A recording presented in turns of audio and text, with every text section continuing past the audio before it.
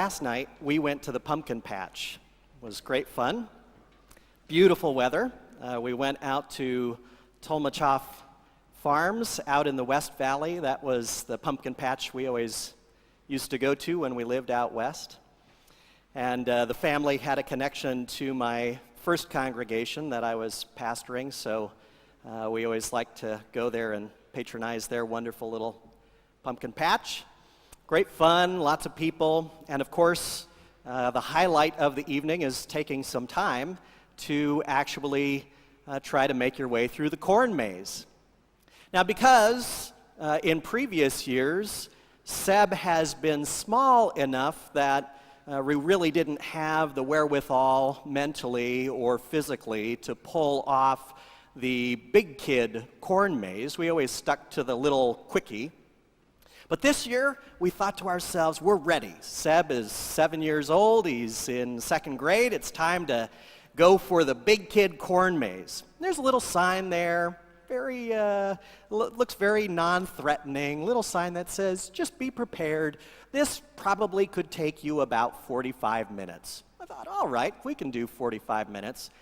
Now, those of you who may not know me very well may not know that I have possibly the worst sense of direction it's ironic, right, that I am supposedly the shepherd of a congregation because I have no sense of direction. But it's just a little corn maze. We ought to be fine. Go into the corn maze, and we get a little ways in, and it's not the kind of corn maze where you're going to find clearly defined dead ends. It's the kind of corn maze that has been designed to make you go in circles. And because it was starting to get dark, and because there are no landmarks that you can point to, you're just surrounded by a bunch of corn that all looks alike. It wasn't very long before we realized we were going to be in trouble, that this was not going to be a 45-minute exercise. This was going to be much more serious than that. And then someone came along and must have seen the desperation on our faces because they said, hey, did you guys know that this corn maze takes up 6 acres of the Tolmachoff farm? It's like, my goodness, they're going to have to send out the search parties. We're going to be in big trouble. They gave us this piece of paper and supposedly the map. You could grow the map as you came across these little stations that were hidden throughout the maze. And here's poor Sebby looking at the map. There's nothing on the map. It's blank squares, and he's like, I don't know where we should go, Dad. And I was throwing up my hands. I don't know where we should go either, son.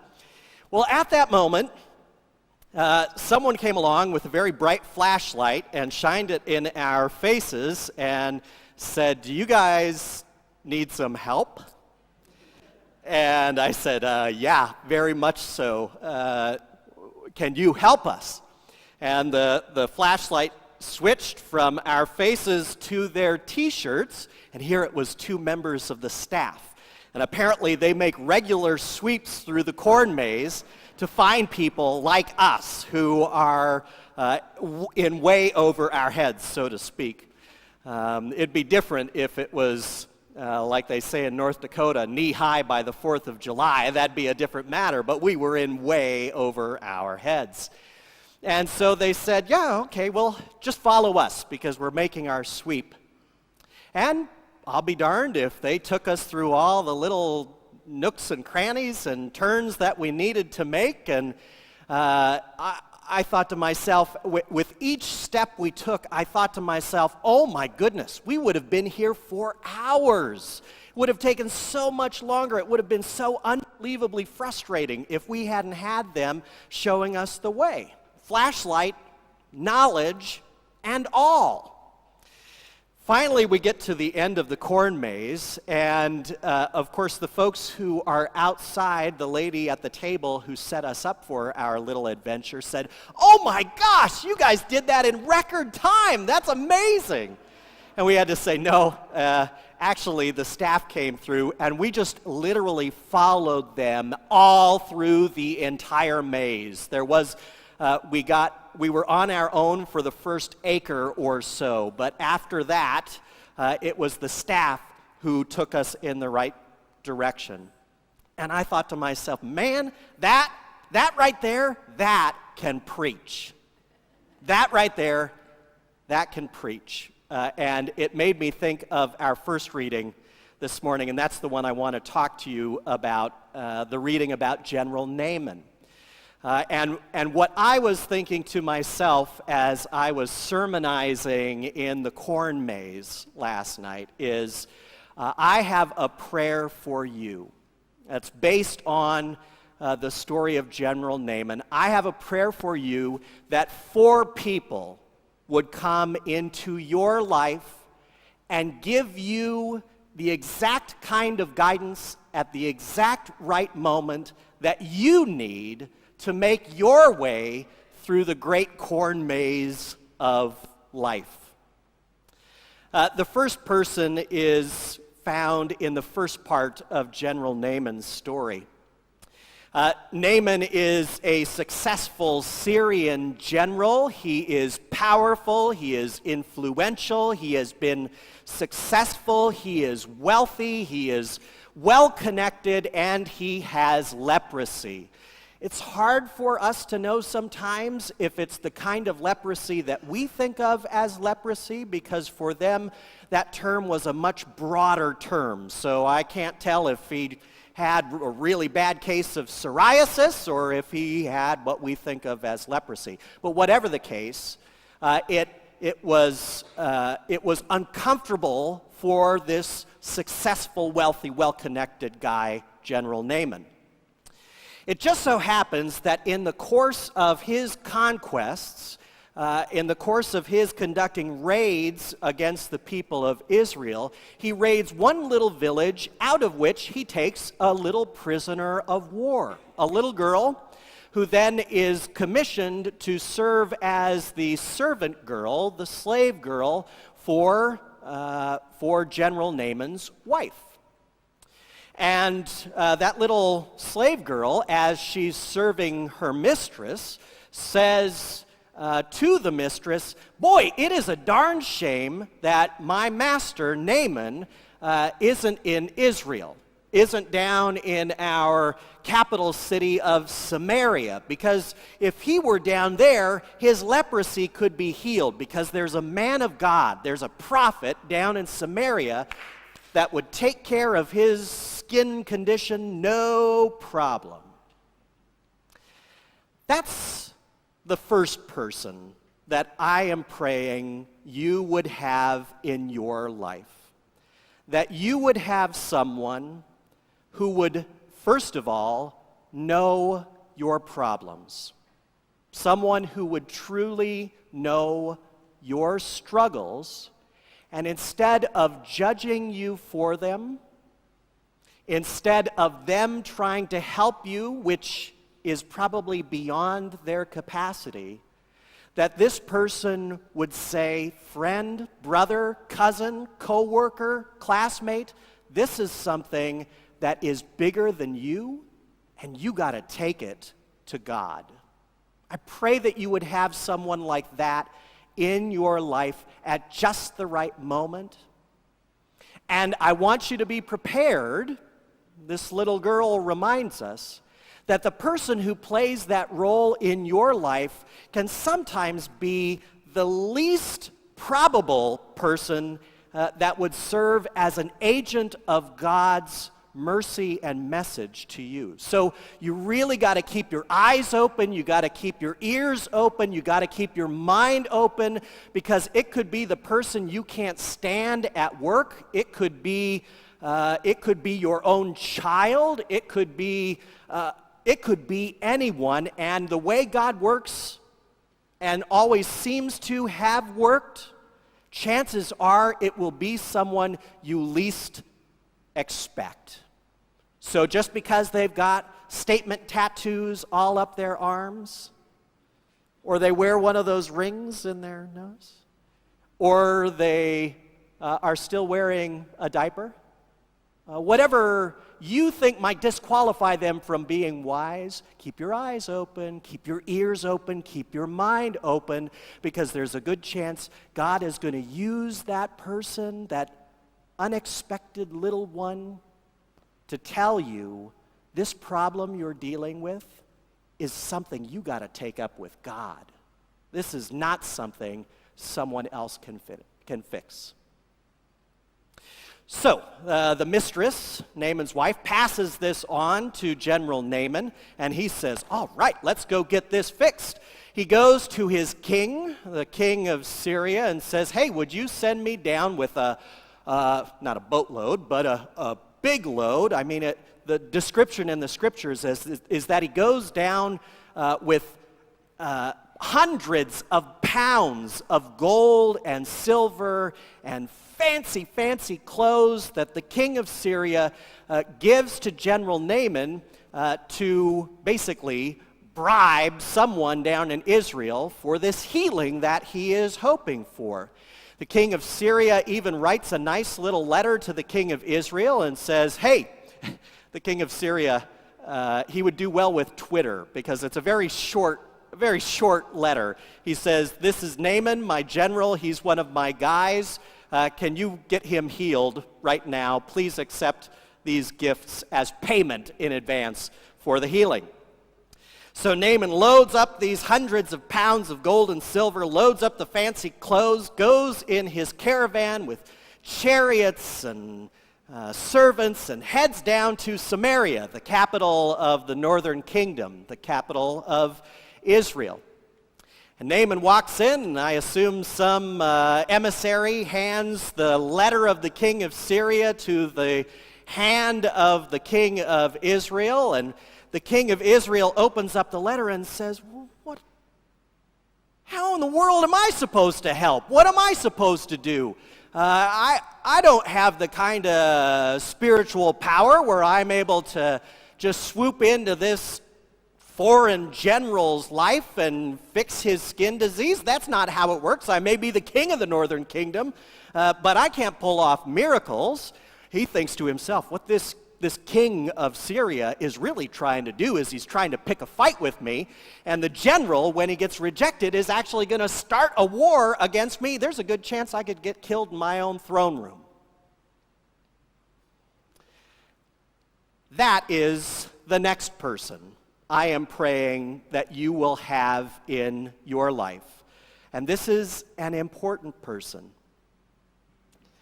After that little one or that weird one, that unexpected one has told you it's time to take that problem you have, that challenge you have, it's time to take that to God. Because we are humans, it is the easiest thing in the world to take that challenge, that problem, to another human being that we consider to be an expert, instead of actually taking it to God. We do that all the time with professionals in our lives. We take them to psychologists. We take them to doctors. We take them to pastors. We take them to our wealth managers. We take them to all sorts of experts. And let me tell you, as an expert, quote unquote, in one field, it is so easy for an expert to imagine that they are God. You ever heard about God complex? Man, oh man. I'm sure all of us human beings have that, but experts seem to be particularly susceptible to thinking that they are the same thing as God. So I would pray that God would send the kind of experts into your lives when you are searching for the solution to that challenge or problem, an expert who, like the king of Israel, would say, this is way bigger than me. How am I supposed to fix this?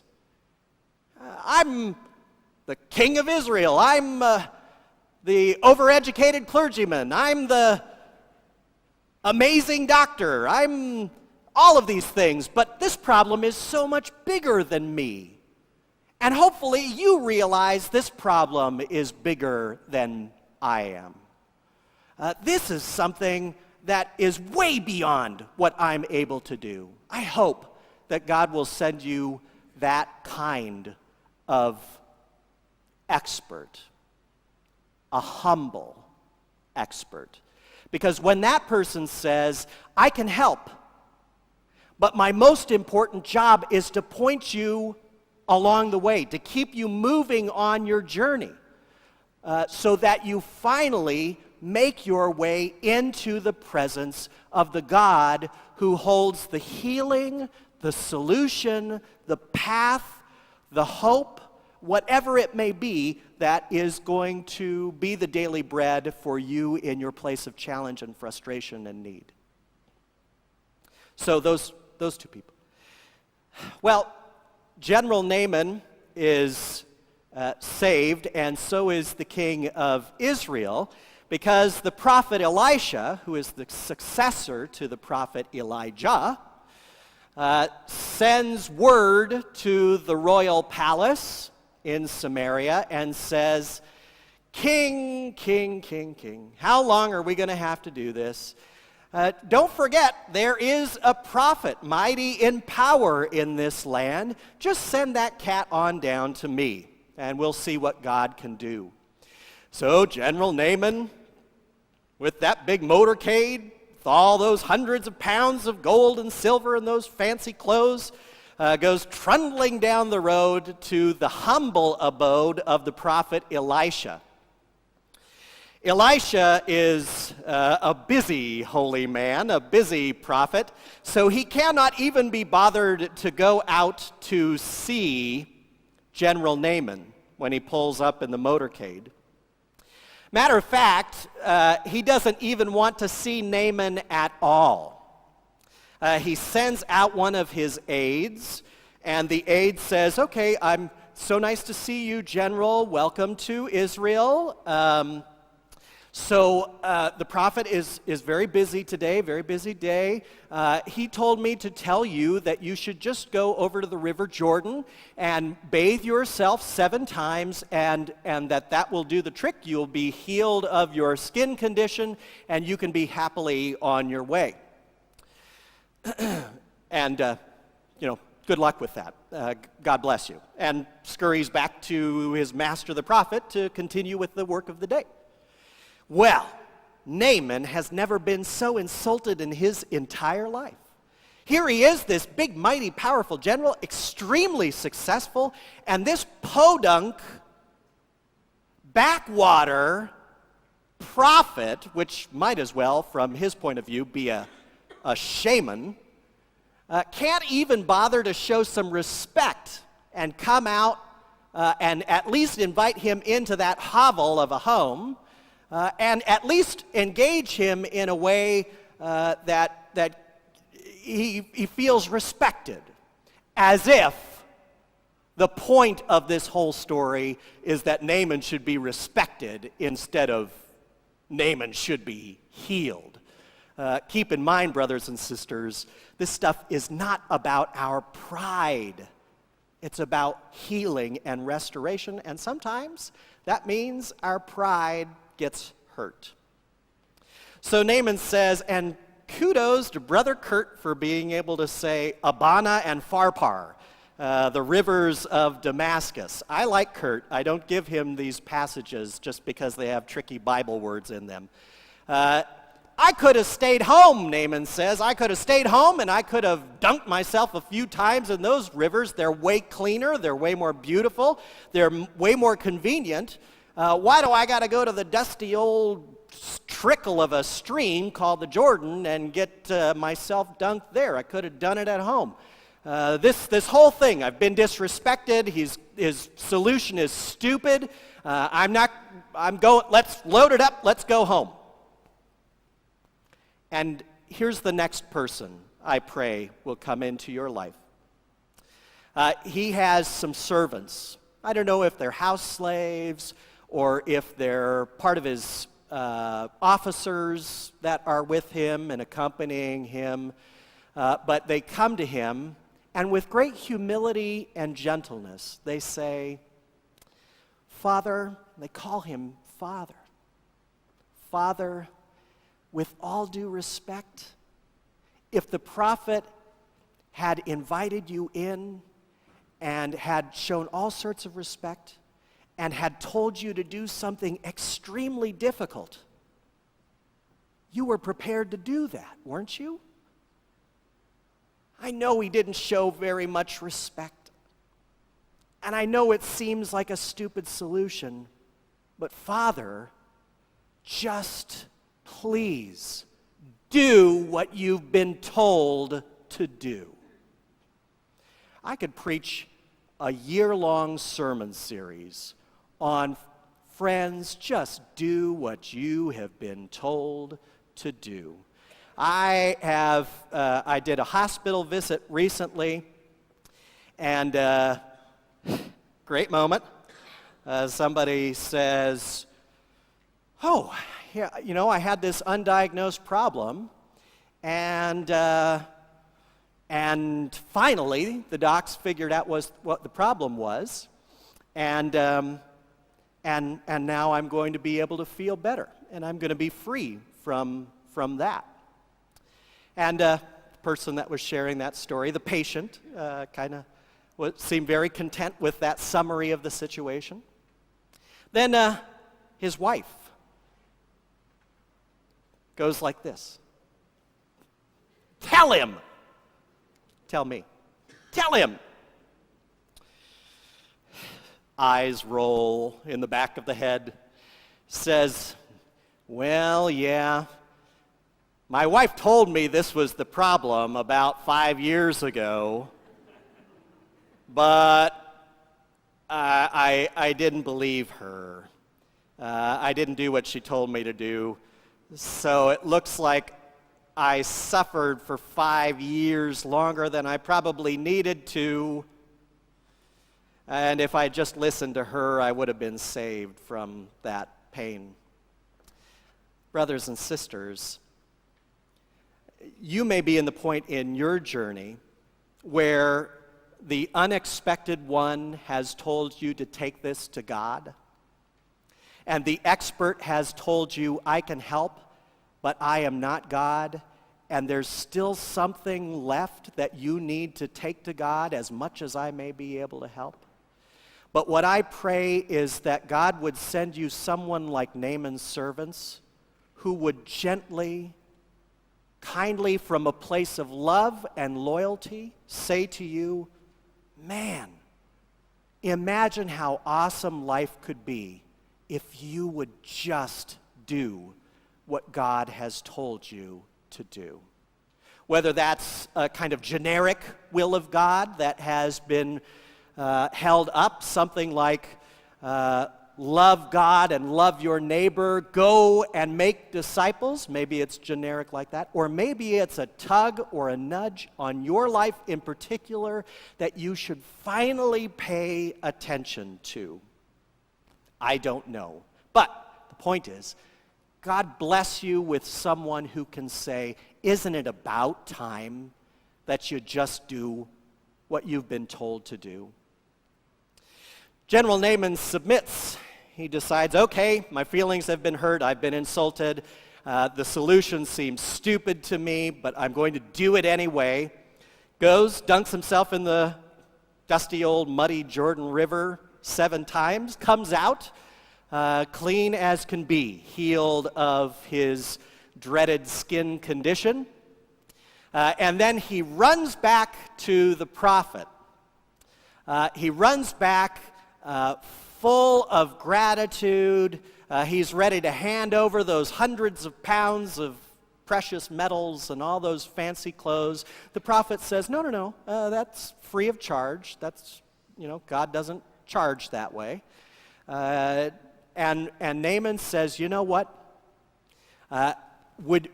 If it's not too much to ask, could I take home two carts of your dirt? Could I take home 2 carts of your dirt? Because I now know that I have never met a God like the God of Israel, the God whom you serve. And when I go home, I want to be able to actually stand on the dirt where I realized that simple truth that there is no other God but the God you serve.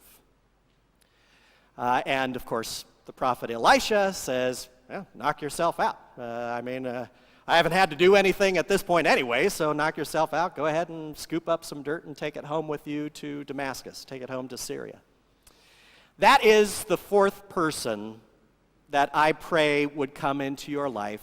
The fourth person is you.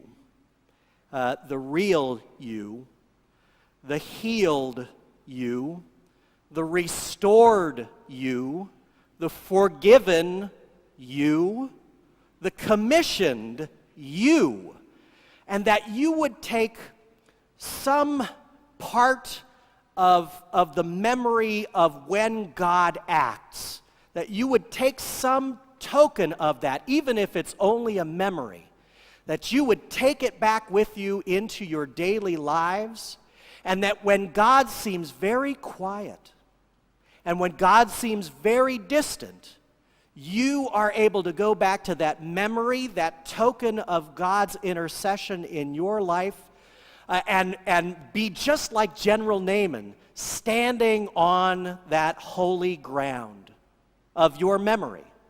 Or maybe it's even an actual object or a person, that you're able to take them, that thing, that memory with you and stand on it. This is an important spiritual discipline. We are not Pentecostals. We do not think, and I say this all the time, if we were at a Pentecostal church, Pentecostal preacher in the Pentecostal assembly would say, I heard from Jesus this morning. It was loud and clear. Oh, I heard from Jesus too. Loud and clear. I know exactly what Jesus wants. I don't know about you cats, but it doesn't work that way for me.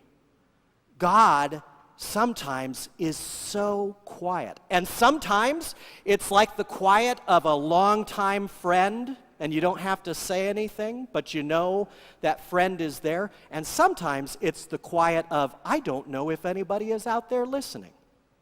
Let's be honest. Luther talked all about that sometimes God is revealed, but many times God is hidden. And so one of the most important spiritual disciplines we can practice is taking that holy ground, taking that memory, that object, that person, and holding them so close to our heart so that when God is quiet, so that when we do feel lost, we can point back to that moment and have hope that God is real, that God cares, and that God cares enough that I know I will not be lost or hurting forever. Mother Teresa had this experience.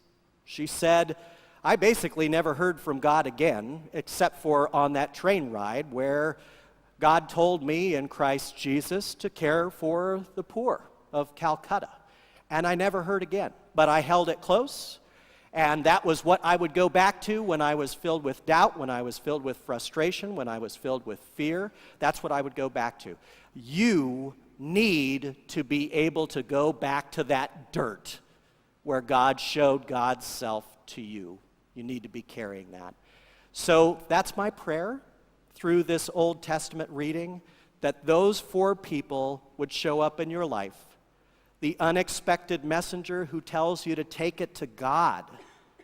The expert who says, I am not God, I can help, but you have to keep going on your journey. You have to take this to God.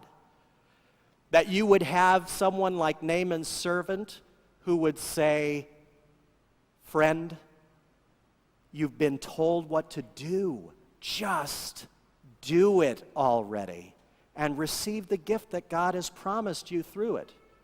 And then finally, that you would be like Naaman, that you would have some dirt that you can stand on when life gets hard and be reminded of the grateful, healed, forgiven, blessed being that you are being invited to become and be forever in Jesus' name. Life is a corn maze, and you need some help along the way. God bless you with those helpers. Amen.